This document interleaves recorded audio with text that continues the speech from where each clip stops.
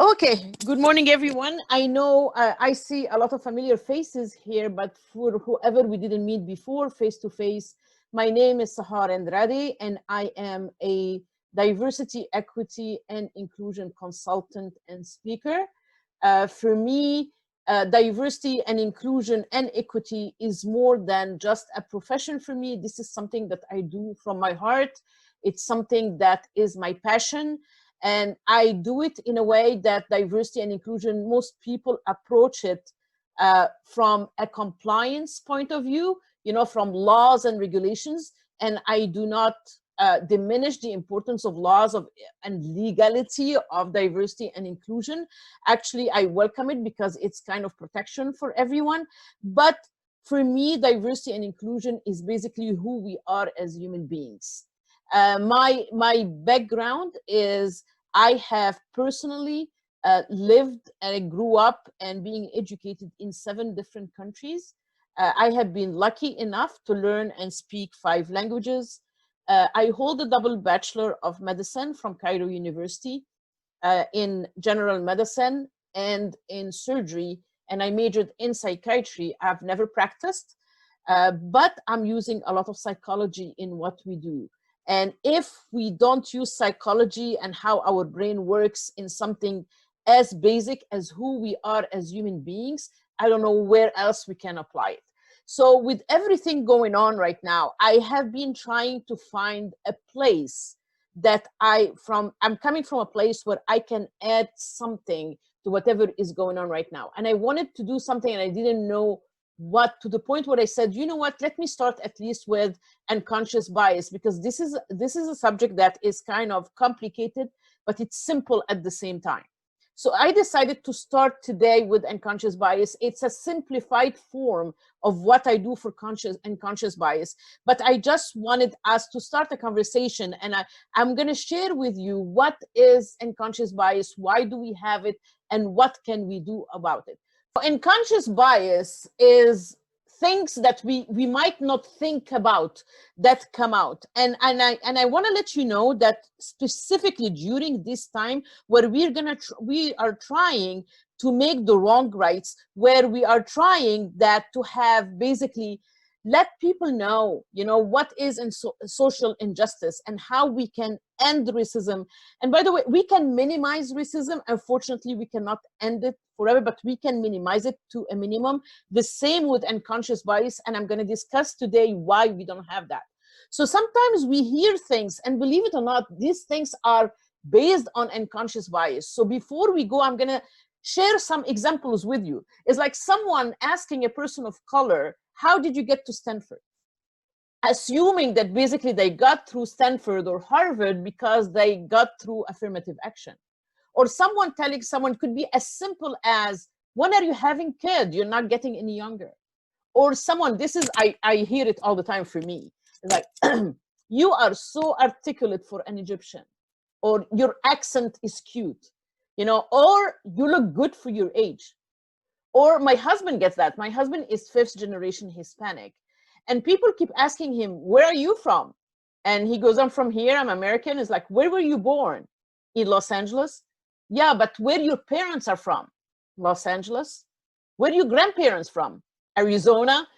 So it's all that is part of what we call unconscious bias. It's exactly like if someone is on a street, walking on a street, and sees a black man coming and they cross the street because of that. Or being uncomfortable being at the airport and seeing a Middle Eastern man next to you that is getting ready to board on a flight. Or to look at Chinese people right now, like if they're carrying the fatal coronavirus. All that is part of unconscious bias. So let's start talking about what is unconscious bias. We all, and I want to let you know that from the get-go, that we all have bias. We all do. What we do with it is what really counts. So all human beings have bias when depending on what we identify with. So the question is not if we do have bias, the question actually is which one do we have? So there is bias through triggers of mental ability, weight, education, skin color, accent, gender, clothing. Like some people look at people that wear, for example, saris, and they look at them as like, what's that? This is weird. Or disability, body language, ethnicity, attractiveness. And there is something called beauty bias. Like a beauty of a person can work for for her or for him, or against her or against him. Height, and we're going to talk about that. Believe it or not, height. A poll of Fortune 500 companies, half of the Fortune 500 company did a poll, and they found out that 58% of their CEOs or their executives are 6 feet tall. While in the general population of men, the 6 feet tall men are only 14.5%. And also 80%, I wrote them down so I don't forget them. 30% are 6'2" or taller, and only 3.9% of the population is 6.2 or taller, and obviously overwhelmingly white men. So is it this like deliberate prejudice, or is it something that is done on purpose? Sometimes it's the unconscious bias of how basically a leader should look like. And that's why there is a lot sometimes of stereotypes that happen based on that. So what is unconscious bias? Unconscious bias, people don't talk about it because of a few reasons. They don't talk about it. They talk about it because, okay, I have a question from Mark. Is it truly unconscious? Yes, it is. And I'm going to explain why, Mark, in a second. So unconscious bias, people don't talk about it because we think that if we're going to talk about you are biased, it means that you are racist. And that's why people shy away from talking about it. And people at this moment where we are in our nation, we need to start conversations. We need to start dialogues. We need in a respectful way. The dialogues are going to be messy and they're not going to be comfortable, but we need to get uncomfortable before we get comfortable. But we need to have these discussions. Obviously, we cannot hide anymore and we cannot not act. Inaction is no longer an option. So unconscious bias, people usually don't talk about it because traditionally they think that people know better, or people are trying to fix bad people because they have the choice to do that. But implicit bias or internal bias is, I want you to know that when we say that someone has bias, I do have bias myself. Do I do that for a living? And I'm going to talk about it as we go. Implicit bias is not a way of calling everyone racist, but acknowledging that everyone has bias.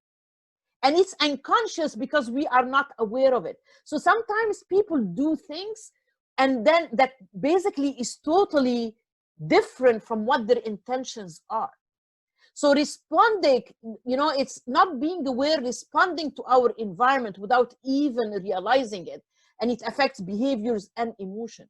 Believe it or not, unconscious bias can become so lethal that it can affect all our life, including life and death, including housing, including access to finance, access to healthcare. We have seen the proper examples in COVID-19. It was very disproportionate, specifically for Blacks and people of color. And that's why access to healthcare and finances is more or less, it originates from unconscious bias. The first level is unconscious bias. Unconscious bias goes to prejudice. Prejudice goes to discrimination, and discrimination goes to racism. So unconscious bias is the root of everything. If we become aware of it, and then you can tell me it's unconscious, how we can be aware of it. I'm going to explain how we can do that. If we can stop it at the root or at the base, then we can avoid the prejudice or make it less. We can make discrimination go, and we can definitely decrease racism.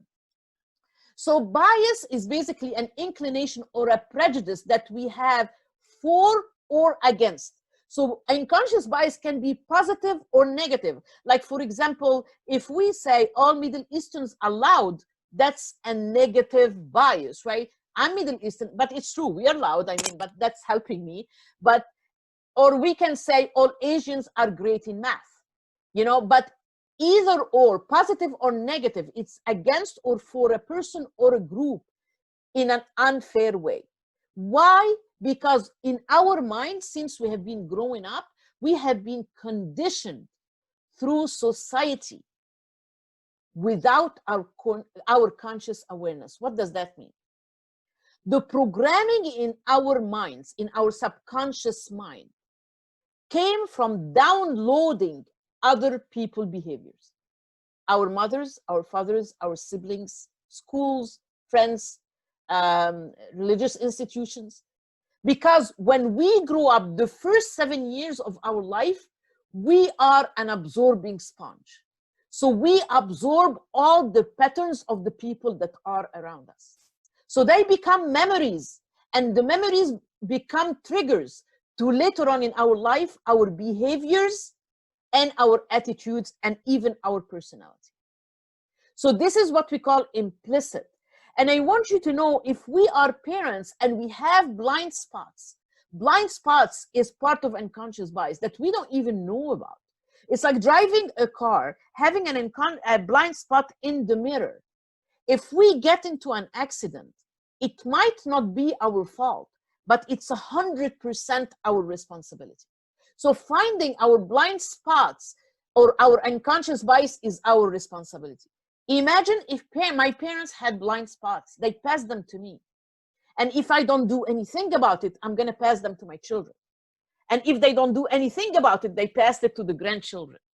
And it blows out of proportion because of that. So it's a blind spot that requires a shift in our mind, because we start looking at people that don't look like us, that don't speak like us, that don't think like us. Sometimes they don't worship like us, as us versus them.